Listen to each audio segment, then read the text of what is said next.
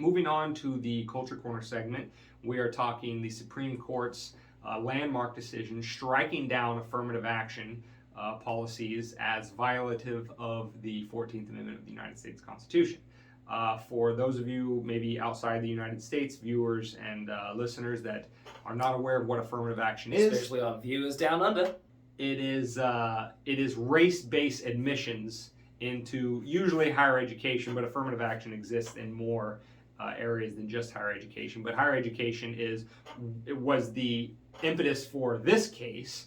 Some Asian students actually sued Harvard University, saying that them being Asian and excluded from Harvard, despite their metrics being completely Harvard worthy, that's what prompted the case and gave the Supreme Court the opportunity to view affirmative action as a whole of should we admit students, all other things being equal, based on the color of their skin as opposed to, their achievements, their skills, their content of their character, those kinds of things. Almost like an achievement-based program, rather than just a skin color-based program. Merit-based, as it were.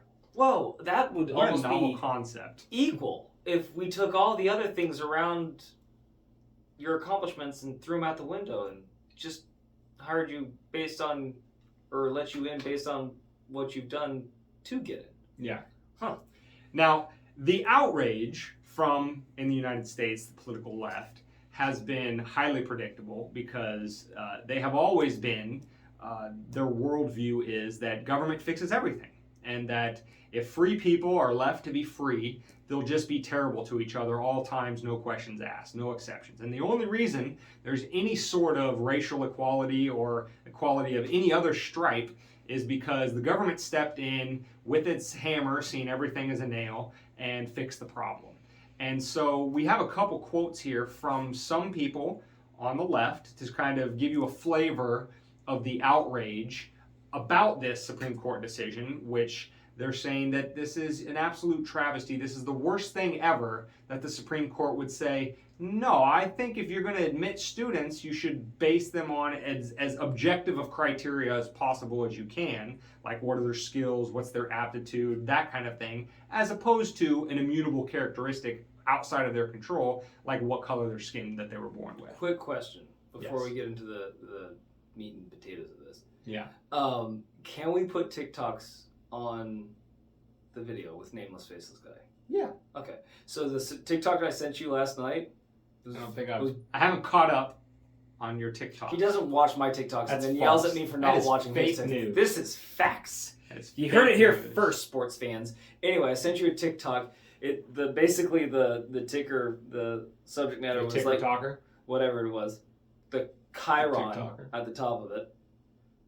Anyway, it said Asian students' reactions to everyone else after affirmative action gets raised, and it's a clip from The Race, or the one with Zach Galifianakis and Will Ferrell, The Campaign, where he sits down, and Will Ferrell's the Asian kid. He goes, "Start putting his hand on." Welcome to the fucking show. He was about to light him up. Like all right, the Chinese can get back into. Since I won't remember that, it is your job to email or text Nameless Faceless Guy the link so he can put it in the episode. It's pretty easy. Maybe he'll watch it.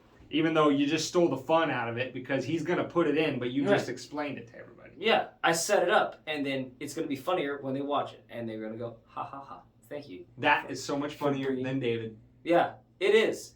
Anyway, but I wasn't trying to be funny. Meat and potatoes. Levity to this goddamn thing. Are we meat and potatoes? Oh, there's plenty of levity in this segment. Is there? There's plenty of levity. Okay, let's find out. Let's find out together. The first chunk of meat in the meat and potatoes is a tweet from Bernie Sanders, who says, as Justice Brown Jackson wrote in her dissent today, quote, deeming race irrelevant in law does not make it so in life, end quote, from Justice Jackson. And then Bernie Sanders continues, institutional racism exists. It must be combated. I urge colleges and universities to remain committed to recruiting and enrolling students of color. Couple things there, Bernsters. Which color? The colors you prefer or the colors that actually achieve and get in? Just asking. Right.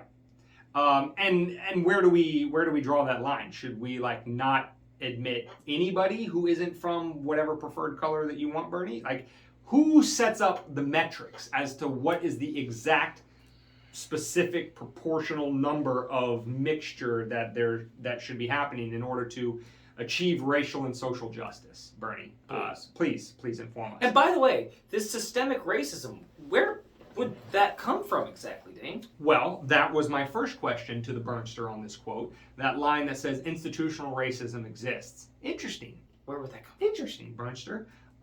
Institutional racism. Who's been controlling the institutions for the longest period of time? Who's been backing the loans that allow these children to get into these schools at such an exorbitant rate that they will actually have to pay off for the rest of their lives? And they can't default on it, and they can't go bankrupt. It's still going to be there until they're dead. And even after that, their children have to pay it, right? Right.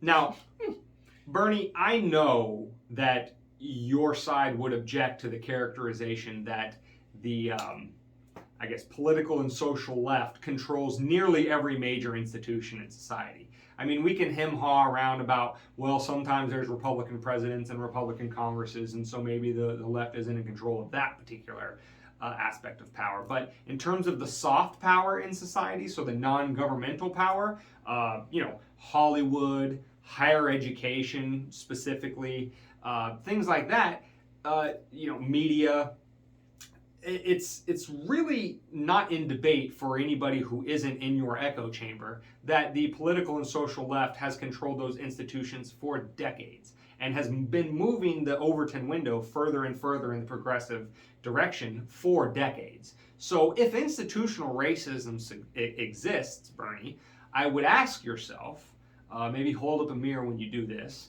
I find that helpful when I'm doing self-examination, is who's been the one controlling all the institutions? And if that group has been controlling them and yet this problem still persists, why? And based on who's been controlling all those institutions, why should we trust that same group of people to fix the institutions that they have allowed to persist in being institutionally racist for so damn long? But again, I know you'll disagree with the premise from the outset that the political and social left doesn't control all What those it also institutions. does, Dane. But again, that fails the eyeball test. What it also does, Dane, is it's, as Tracy Morgan said it best on the NBC hit sitcom 30 Rock, that's the subtle racism of lowered expectations. So what he's saying is he doesn't think that, let's be honest, the African American population are going to be able to get into these colleges without government assistance and a law that makes sure that it happens. What is that saying? That they aren't smart enough to do it on their own. That's fucked up, Bernie. That's real fucked up. Well, I think that making that judgment just on the face of Bernie's tweet, I'm not saying you're wrong in doing that. I think that is a fair characterization of the way Bernie feels behind the scenes. But that's not quite as tenable on the face of his tweet as this next individual that really says the quiet part out loud. So you're going to say that it's the not so subtle racism of lowered expectations. This is the explicit smack you across the face racism of lowered expectations. I can't wait. And this comes from an Erica Marsh. Her Twitter handle is @EricaReport. And if you go over there, I forget, I hadn't seen it in a couple days, so I'm probably messing this up, but she worked in some capacity on the Obama campaign. She was like in media or communications or something like that. Several 100,000 followers. And I mean, I assume the picture is actually her. This is a young, white, liberal female. You'll be shocked based on that simple characterization, what you're about to hear her tweet. So, Erica has this to say about the Supreme Court case. She says, quote, "Today's Supreme Court decision is a direct attack on black people." Pause right there in that sentence.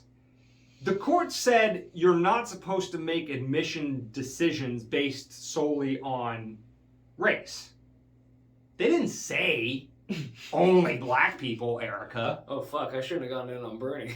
They said, period. That was the first Race sentence should of not factor into That was it. the first sentence of that. That's a direct quote. Yo. Today's Supreme Court decision is a direct attack on black people.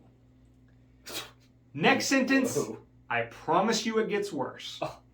She follows up that doozy with the next sentence, quote, no black person will be able to succeed in a merit-based system, which is exactly why affirmative action-based programs were needed. Holy shit! Now, Miss Marsh, and then her last sentence, just to finish out the full tweet for sake of completeness, God. says, today's decision is a travesty.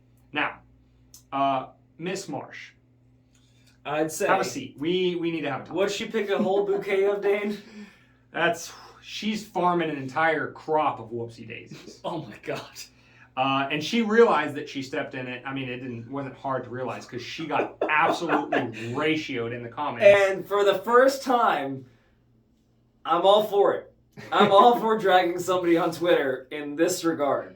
That you are so woke that you, again, we say this all the time, you can't be woke enough until it eats you alive. It's like a cyclical kind of fucking thing that, like, I can guarantee you what she was thinking. She's like, I'm standing up for all African Americans making this tweet.